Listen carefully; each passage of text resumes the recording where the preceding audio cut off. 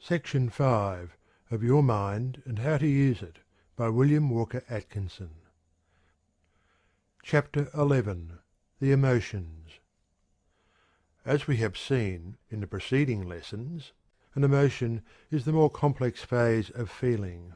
As a rule, an emotion arises from a number of feelings. Moreover, it is of a higher order of mental activity. As we have seen, a feeling may arise either from a physical sensation or from an idea. Emotion, however, as a rule, is dependent upon an idea for its expression, and always upon an idea for its direction and its continuance.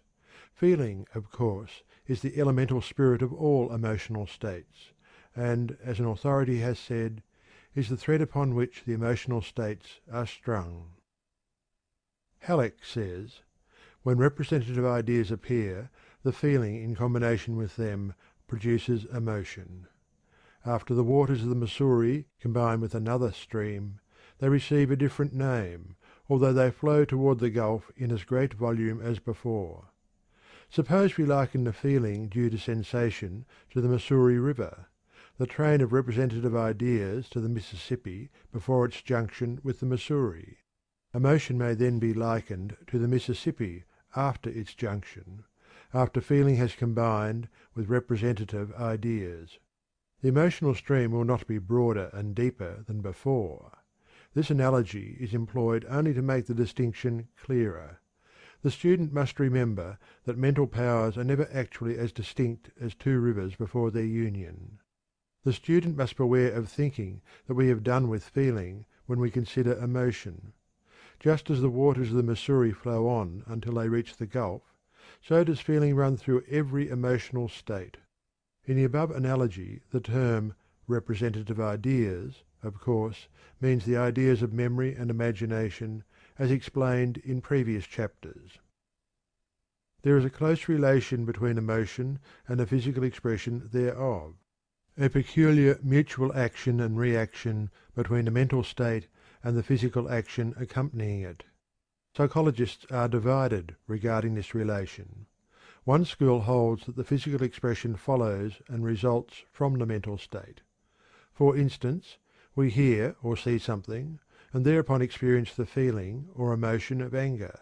This emotional feeling reacts upon the body and causes an increased heartbeat, a tight closing of the lips, a frown and lowered eyebrows, and clenched fists. Or we may perceive something which causes the feeling or emotion of fear, which reacts upon the body and produces pallor, raising of the hair, dropping of the jaw, opening of the eyelids, trembling of the legs, etc. According to this school and the popular idea, the mental state precedes and causes the physical expression. But another school of psychology, of which the late Professor William James is a leading authority, holds that the physical expression precedes and causes the mental state. For instance, in the cases above cited, the perception of the anger-causing or fear-causing sight first causes a reflex action upon the muscles, according to inherited race habits of expression. This muscular expression and activity, in turn, is held to react upon the mind, and to cause the feeling or emotion of anger or fear, as the case may be.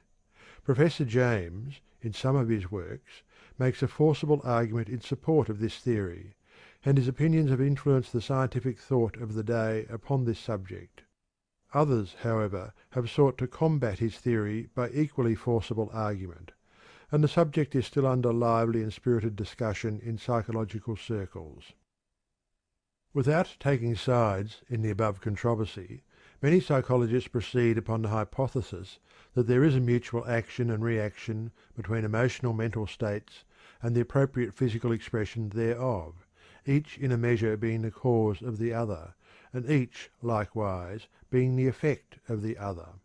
For instance, in the cases above cited, the perception of the anger-producing or fear-producing sight causes, almost or quite simultaneously, the emotional mental state of anger or fear, as the case may be, and the physical expression thereof. Then rapidly ensues a series of mental and physical reactions. The mental state acts upon the physical expression and intensifies it. The physical expression in turn reacts upon the mental state and induces a more intense degree of the emotional feeling. And so on, until the mental state and physical expression reach their highest point, and then begin to subside from exhaustion of energy. This middle ground conception meets all the requirements of the facts, and is probably more nearly correct than either extreme theory. Darwin, in his classic work, The Expression of the Emotions in Man and Animals, has thrown a great light on the subject of the expression of emotion in physical motions. The Florentine scientist, Paolo Mantegazza, added to Darwin's work with ideas of his own, and countless examples drawn from his own experience and observation.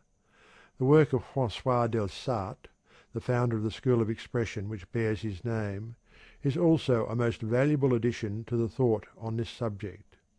The subject of the relation and reaction between emotional feeling and physical expression is a most fascinating one, and one in which we may expect interesting and valuable discoveries during the next 20 years. The relation and reaction above mentioned are interesting, not only from the viewpoint of theory, but also because of their practicable application in emotional development and training. It is an established truth of psychology that each physical expression of an emotional state serves to intensify the latter. It is pouring oil on the fire. Likewise, it is equally true that the repression of the physical expression of an emotion tends to restrain and inhibit the emotion itself. Halleck says, "If you watch a person growing angry, we shall see the emotion increase as he talks loud, frowns deeply, clenches his fist, and gesticulates wildly. Each expression of his passion is reflected back upon the original anger and adds fuel to the fire. If he resolutely inhibits the muscular expressions of his anger, it will not attain great intensity, and it will soon die a quiet death." Not without reason are those persons called cold-blooded who habitually restrain, as far as possible, the expression of their emotion, who never frown or throw any feeling into their tones, even when a wrong inflicted upon someone demands aggressive measures. There is here no wave of bodily expression to flow back and augment the emotional state. In this connection we call your attention to the familiar and oft-quoted passage from the works of Professor William James. Refuse to express a passion, and it dies. Count 10 before venting your anger, and its occasion seems ridiculous. Whistling to keep up courage is no mere figure of speech. On the other hand, sit all day in a moping posture, sigh and reply to everything with a dismal voice, and your melancholy lingers. There is no more valuable precept in moral education than this, as all who have experience know. If we wish to conquer undesirable emotional tendencies in ourselves, we must assiduously, and in the first instance cold-bloodedly, go through the outward movements of those contrary dispositions which we prefer to cultivate. Smooth the brow, brighten the eye, contract the dorsal rather than the ventral aspect of the frame, and speak in a major key, and your heart must be frigid indeed if it does not gradually thaw. Along the same lines, Halleck says, "Actors have frequently testified to the fact that emotion will arise if they go through the appropriate muscular movements. In talking to a character on the stage, if they clench the fists and frown, they often find themselves becoming really angry. If they start with counterfeit laughter, they find themselves growing cheerful. A German professor says that he cannot walk with a schoolgirl's mincing step and air without feeling frivolous." The wise student will acquire a great control over his emotional nature if he will reread and study the above statements and quotations until he has grasped their spirit and essence. In those few lines he is given a philosophy of self-control and self-mastery that will be worth much to him if he will but apply it in practice. Patience, perseverance, practice, and will are required, but the reward is great. Even to those who have not the persistency to apply this truth fully, there will be a partial reward if they will use it to the extent of restraining, so far as possible, any undue physical expression of undesirable emotional excitement. Some writers seem to regard capacity for great emotional excitement and expression as a mark of a rich and full character or noble soul. This is far from being true. While it is a fact that the cultivation of certain emotions tends to create a noble character and a full life, it is equally true that the tendency to gush and indulge in hysterical or sentimental excesses is a mark of an ill-controlled nature and a weak rather than strong character. Moreover, it is a fact that excess in emotional excitement and expression tends toward the dissipation of the finer and nobler feelings which otherwise would seek an outlet in actual doing and practical action. In the language of the old Scotch engineer in the story, they are like the old locomotive which "spins sae much steam at the whistle that she has naething to gae by." Emotional excitement and expression are largely dependent upon habit and indulgence, although there is a great difference, of course, in the emotional nature and tendencies of various persons. Emotions, like physical actions or intellectual processes, become habitual by repetition, and habit renders all physical or mental actions easy of repetition. Each time one manifests anger, the deeper the mental path is made, and the easier it is to travel that path the next time. In the same way, each time that anger is conquered and inhibited, the easier will it be to restrain it the next time. In the same way, desirable habits of emotion and expression may be formed. Another point in the cultivation, training, and restraint of the emotions is that which has to do with the control of the ideas which we allow to come into the mind. Ideative habits may be formed, are formed, in fact, by the majority of persons.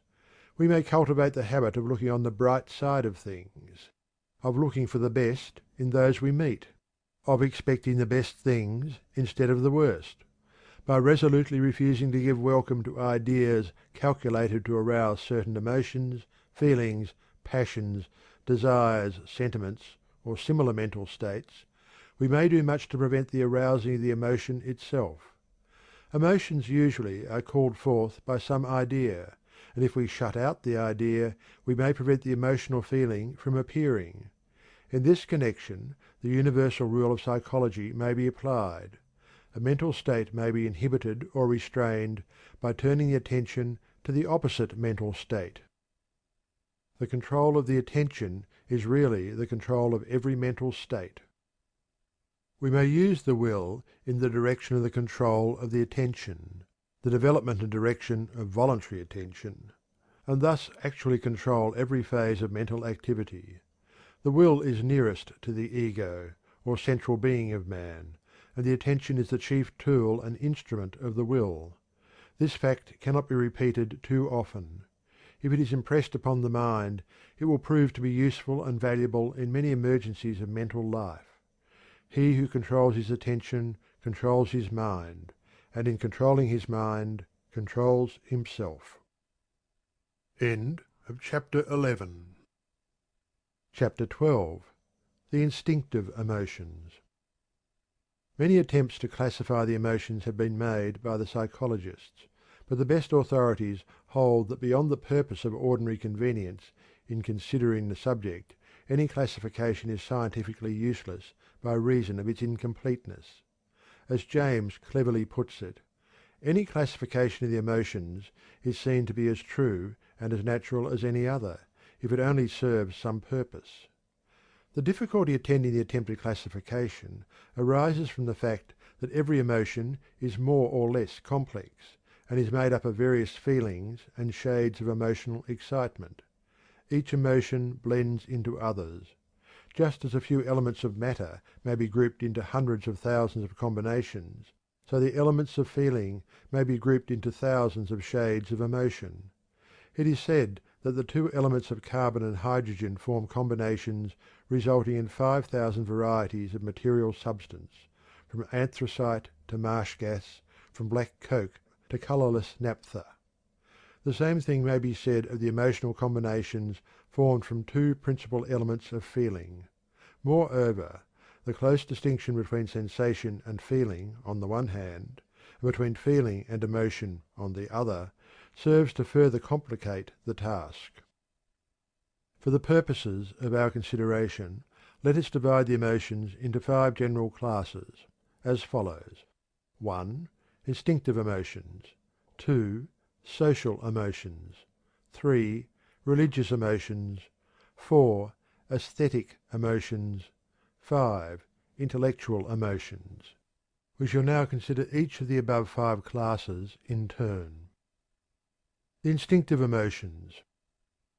Instinct is defined as unconscious, involuntary, or unreasoning prompting to any action, or the natural, unreasoning impulse by which an animal is guided to the performance of any action, without thought of improving the method.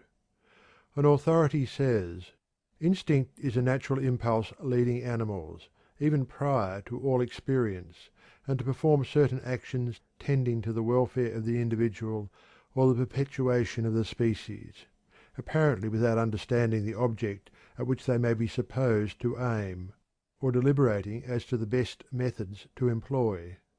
In many cases, as in the construction of the cells of the bee, there is a perfection about the result which reasoning man could not have equalled, except by an application of the higher mathematics to direct the operations carried out. Mr. Darwin considers that animals, in time past as now, have varied in their mental qualities, and that those variations are inherited. Instincts also vary slightly in a state of nature. This being so, natural selection can ultimately bring them to a high degree of perfection. It was formerly the fashion to ascribe instinct in the lower animals, and in man, to something akin to innate ideas implanted in each species and thereafter continued by inheritance. But the application of the idea of evolution to the science of psychology has resulted in brushing away these old ideas.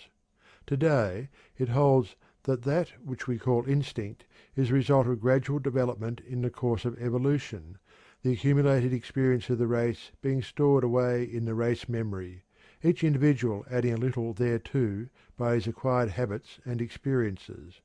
Psychologists now hold that the lower forms of these race tendencies are closely akin to purely reflex actions, and the higher forms, which are known as instinctive emotions, are phenomena of the subconscious mind resulting from race memory and race experience.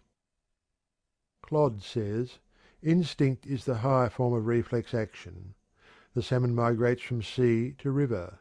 The bird makes its nest, or migrates from one zone to another by an unvarying route, even leaving its young behind to perish. The bee builds its six-sided cell. The spider spins its web. The chick breaks its way through the shell, balances itself, and picks up grains of corn. The newborn babe sucks its mother's breast. All in virtue of like acts on the part of their ancestors, which, arising in the needs of the creature, and gradually becoming automatic, have not varied during long ages, the tendency to repeat them being transmitted within the germ from which insect, fish, bird, and man have severally sprung." Schneider says: "It is a fact that men, especially in childhood, fear to go into a dark cavern or a gloomy wood. This feeling of fear arises, to be sure, partly from the fact that we easily suspect that dangerous beasts may lurk in these localities, a suspicion due to stories we have heard and read. But, on the other hand, it is quite sure that this fear at a certain perception is also directly inherited. Children who have been carefully guarded from all ghost stories are nevertheless terrified and cry if led into a dark space, especially if sounds are made there. Even an adult can easily observe that an uncomfortable timidity steals over him in a lonely wood at night, although he may have the fixed conviction that not the slightest danger is near.